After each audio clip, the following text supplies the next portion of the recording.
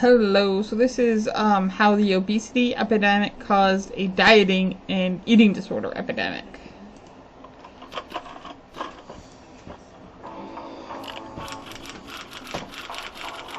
An obesity epidemic. Obesity problem. One of the most serious epidemics faced in the U.S.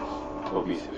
Obesity is epidemic in the United States. We're getting fat. 168 eating only from 8 a.m. to 2 p.m. The ketogenic diet. Mariah down 70, Beyonce 60 and counting, Jessica just getting started. Hi, I'm Annie, and I make commentary videos. This one's going to be about how the rhetoric around the obesity epidemic and subsequent stigmatization of obesity led to a sharp climb in the numbers of eating disorders. Quick disclaimer that I'm approaching this from a biological anthropology perspective, meaning that I'm going to be touching on this from like a social and biological perspective, but I'm not a healthcare professional. I read over 20 articles in preparation for this video, so I feel like my views are very well informed, but I just want to make it clear that I'm not, out here with a PhD or an MD. Alright, let's throw it back to the early 90s, prior to the wave aesthetic. There were a bunch of articles being published about how high diet failure rates are, the prevalence of eating disorders, and the diet industry overall is predatory, and they cited doctors and therapists who stated that you could be healthy at a larger size. So it kind of left me wondering, how do we get from this point, this mindset, to one that's so fat-phobic and such an increase in the number of eating disorders over the years. Basically, what I think really contributed to this is that the obesity epidemic was declared, which provided this element of morality, plus thin body ideals were rising, and of course these things were interrelated.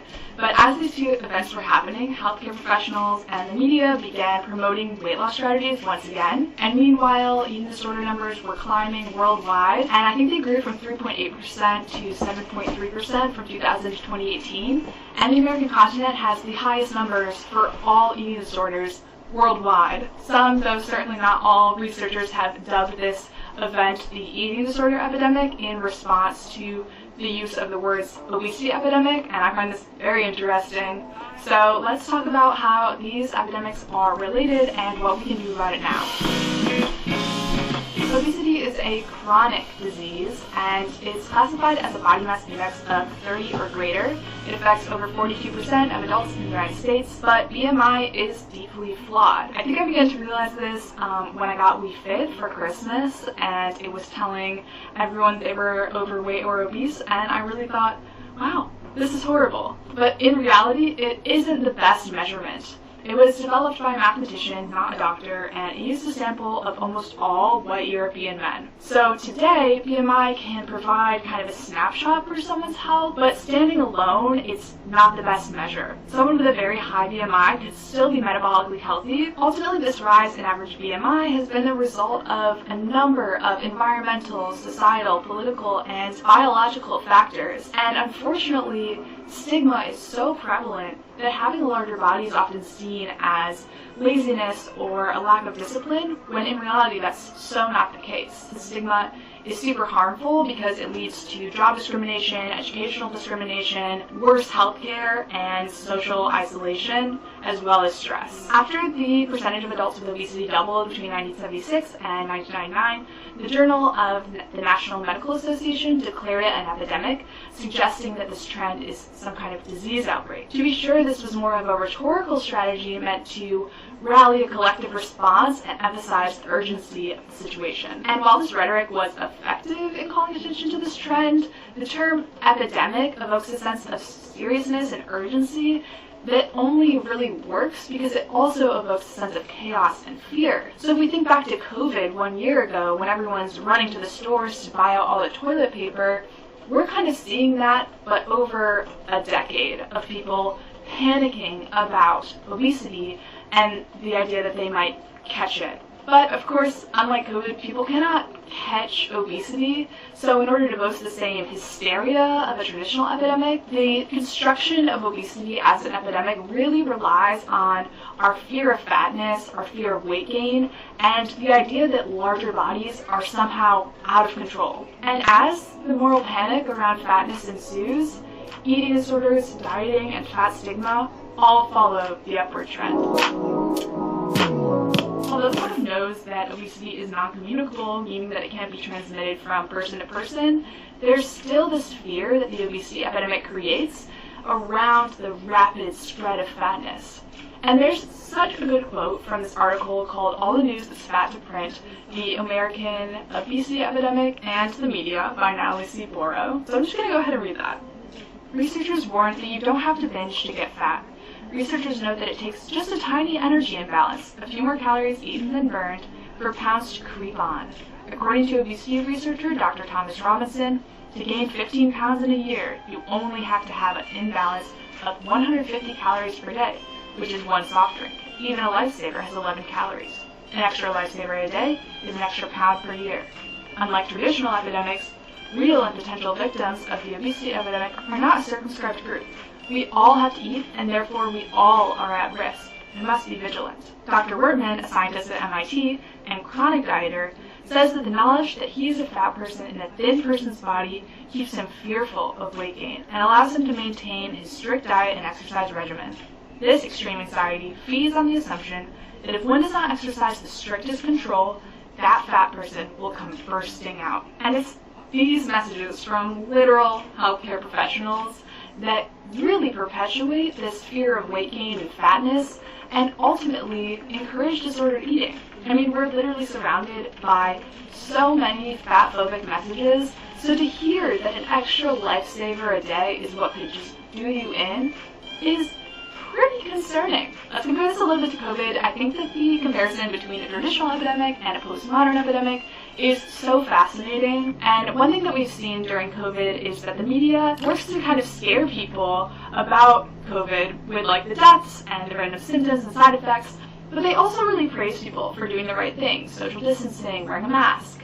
And the same thing was happening with the obesity epidemic. The media has really worked to scare people about how fast it's spreading and how vigilant you must be to fight it. Approximately 1 in 3 adults and 1 in 6 children. On the flip side, they also praise people for doing the right thing to stop the spread of obesity. And this means that successful dieters get praised.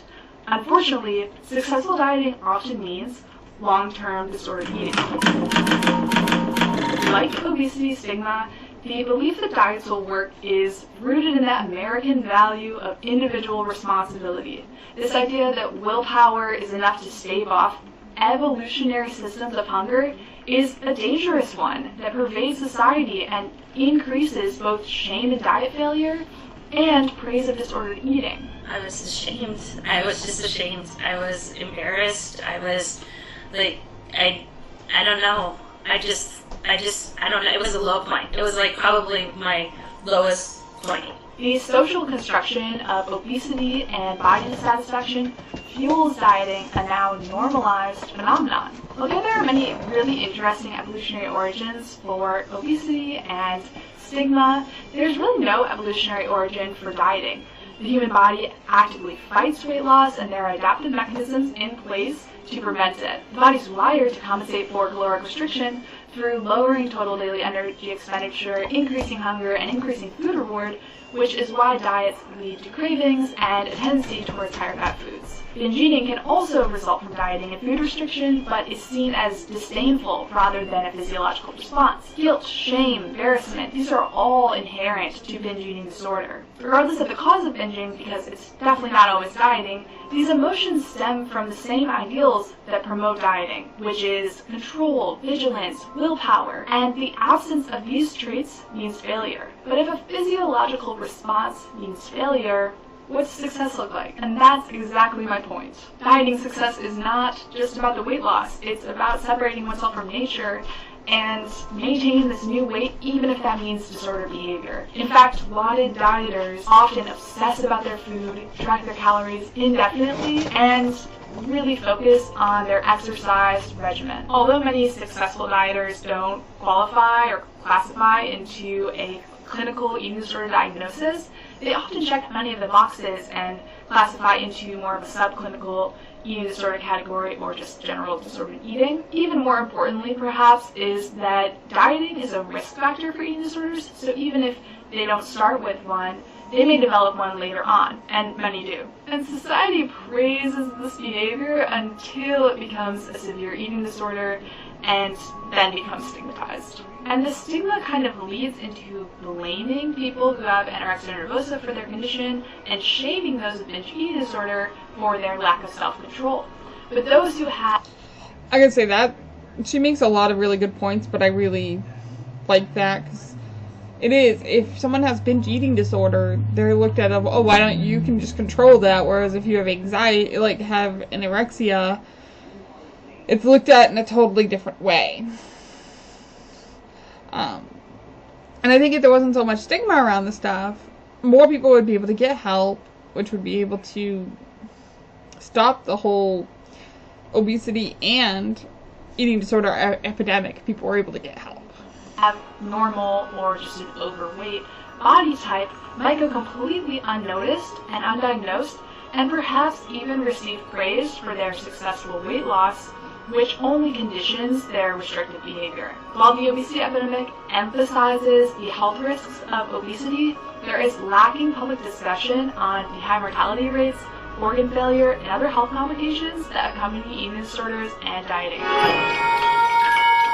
So what can we do now? We're in deep need of a cultural shift away from stigmatizing bodies, demonizing weight gain, and declaring that people have individual control over their situation, an idea that ignores genetic and environmental factors entirely. The medicalization of obesity is fueling the fire of the already growing prevalence of eating disorders and dieting, which is wreaking havoc on body image, eating behaviors, and health. To emphasize the dangers of obesity and to promote dieting while not paying attention to the harmful impact of this rhetoric is to spread the already rampant disease of stigma and disordered eating. It needs to stop. And that's all I have to say on this topic.